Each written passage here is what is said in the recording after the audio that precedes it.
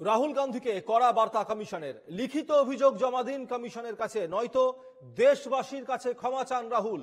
বার্তা নির্বাচন কমিশনের।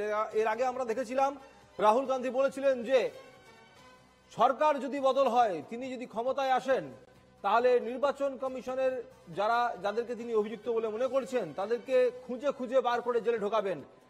এর আগে আমরা দেখেছিলাম যে এসআইআর ইস্যুতেও কিন্তু সোচ্চার হয়েছিল বিরোধী জোট, এবং সেখানে সংসদের বাইরে বিক্ষোভ দেখাতে দেখেছিলাম আমরা রাহুল গান্ধী সমেত প্রিয়াঙ্কা গান্ধী এবং ইন্ডিয়া ব্লকের বিভিন্ন সাংসদদের, এবং সেই সবকিছু নিয়ে দীর্ঘদিন ধরে অভিযোগ ছিল।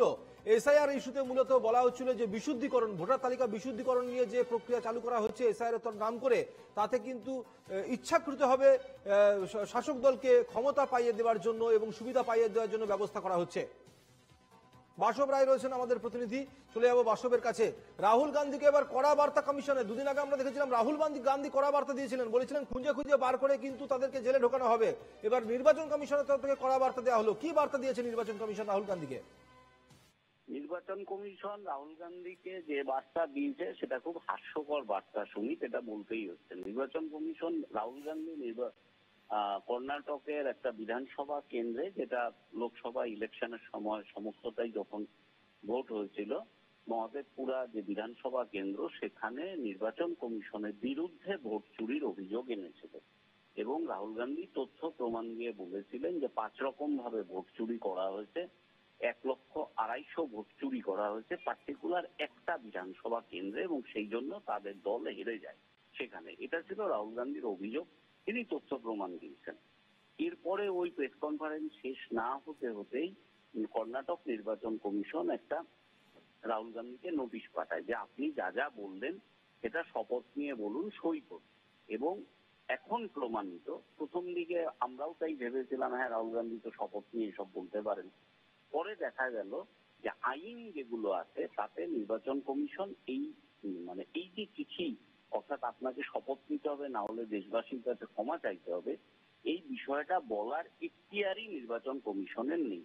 যার ফলে নির্বাচন কমিশন কি করছে, তাদের যারা পরিচিত সাংবাদিক তাদেরকে সোর্স হিসেবে পাঠাচ্ছে খবরটা। কোন নির্বাচন কমিশনের ওয়েবসাইট বা নির্বাচন কমিশনের যে কটা বিবৃতি আছে, যেটা ইলেকশন কমিশনের প্যাডে, সেখানে এরকম কোনো কথা রাহুল গান্ধীকে বলা হয়নি। নির্বাচন কমিশনের কি নিয়ম, আমি একটু বিস্তৃত বলছি শুনে। নির্বাচন কমিশনের নিয়ম হচ্ছে যে কোনো জায়গায় ইলেকশন হওয়ার পরে যদি কোনো দুর্নীতির অভিযোগ থাকে প্রার্থী, তাহলে 1 মাসের মধ্যে সেখানে অ্যাপিল করতে হয়, তখন শপথ গ্রহণের প্রশ্নটা আসে। 1 মাস হয়ে যাওয়ার পরে শুনছি বাসব, শুনছি কিছু বলার এখতিয়ারই নেই। শুনি। বেশ, তুমি আমাদের সঙ্গে থেকো বাসব। এই মুহূর্তে আমাদের সঙ্গে যুক্ত হয়েছেন কংগ্রেস নেতা সৌম্য আইচরাই। চলে যাবো সৌম্যবাবুর কাছে। সৌম্যবাবু, নির্বাচন কমিশন এবার রাহুল গান্ধীকে কড়া বার্তা দিয়েছেন। আমরা দুদিন আগে দেখেছিলাম রাহুল গান্ধী নির্বাচন কমিশনের বিরুদ্ধে ভোট চুরির অভিযোগ করেছিলেন। নির্বাচন কমিশন কিন্তু এবার রাহুল গান্ধীকে অত্যন্ত কড়া বার্তা দিয়েছেন। সেই পরিপ্রেক্ষিতে আপনাদের কি মতামত এই বিষয়ে? এটা একটা বাংলায় কথা যে চোর মাচায় চোর। তো রাহুল গান্ধী বিরোধী দলনেতা, রাহুল গান্ধী একটা অভিযোগ করেছে, তো রাহুল গান্ধীর অভিযোগের সত্যতা যাচাই করবে এবং সত্যতার জবাব দেবে নির্বাচন কমিশন। রাহুল গান্ধী কেন হলফনামা দিয়ে জানাবে? তো ওদের হিম্মত থাকলে ওরা নিজেরা জানাক তথ্য দিয়ে। আর এতই যদি বড় বড় কথা, তাহলে নির্বাচন কমিশন 4টে রাজ্যের ওয়েবসাইট থেকে ইনফরমেশন ছড়িয়ে দিচ্ছে। রাহুল গান্ধীকে হলফনামা দেওয়ার কোনো প্রয়োজনীয়তা নেই, আর আমরা সব গুরুত্বও দিই না, আমরা সব বাধ্যও নই। বরঞ্চ নির্বাচন কমিশন আগে ভোটার লিস্টটা দিক। নির্বাচন কমিশন যে জায়গাগুলো আমরা ধরেছি, ইলেকট্রনিক্স ডেটা দিক। নির্বাচন কমিশন সিসিটিভি ফুটেজ দিক, রেকর্ডিং এর যে সিস্টেমটা সেটা পুরোনো জায়গায় নিয়ে আসুক, তারপর তো বুঝবো। আসলে চুরি ধরা পড়ে গেছে,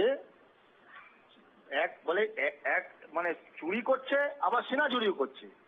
আসলে ধরা পড়ে গিয়ে এখন বেকায়দা করে বমাল ধরা পড়েছে, এখন উল্টো পাল্টা গাইছে আর কি। সব করে কোনো লাভ হবে না। ভারতবর্ষের মানুষ বুঝে গেছে যে নির্বাচন কমিশন বিজেপির জন্য ভোট চুরি করে। ধন্যবাদ সৌম্যবাবু। সঙ্গে ছিলেন কংগ্রেস নেতা সৌম্য আইচরাই। পুরো বিষয়টা থেকে আমাদের প্রতিনিধি বাসব রায় যেমনটা জানালেন যে নির্বাচন কমিশনের তরফ থেকে যে অভিযোগ করা হচ্ছে সেই অভিযোগ অত্যন্ত হাস্যকর অভিযোগ, কিন্তু ইতিমধ্যেই নির্বাচন কমিশনের তরফ থেকে কড়া বার্তা দেওয়া হয়েছে রাহুল গান্ধীকে। বলা হয়েছে যে রাহুল গান্ধীর যদি অভিযোগ থাকে সেই অভিযোগ নির্বাচন কমিশনের কাছে জমা দিক এবং যদি না দিতে পারে তাহলে যেন ক্ষমা চাই রাহুল গান্ধী নির্বাচন কমিশনের কাছে। যদিও বা রাহুল গান্ধী কিন্তু তাদের শুধুমাত্র রাহুল গান্ধী বলা ভুল হবে, রাহুল গান্ধী সমেত পুরো কংগ্রেস নেতৃত্বই অত্যন্ত কড়া ভাষায় নির্বাচন কমিশনকে দোষারোপ করেছে এবং তারা বলেছে যে বিজেপিকে ইচ্ছাকৃতভাবে সুবিধা পাইয়ে দেওয়ার জন্য নির্বাচন কমিশন বিজেপির হয়ে ভোট লুট করেছে।